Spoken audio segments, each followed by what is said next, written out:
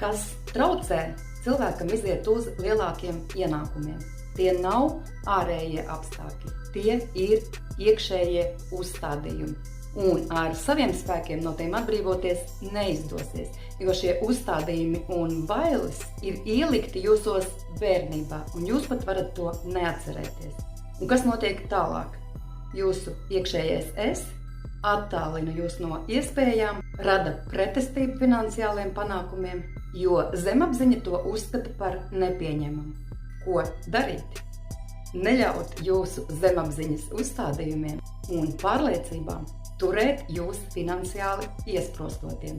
Lai atbrīvotos no šiem uzstādījumiem, spied uz linka manā profilā, piesakies bezmaksas konsultācijai, un tu uzzināsi, kā izmainīt savus uzstādījumus un kā atbrīvot ceļu uz bagātību un panākumiem.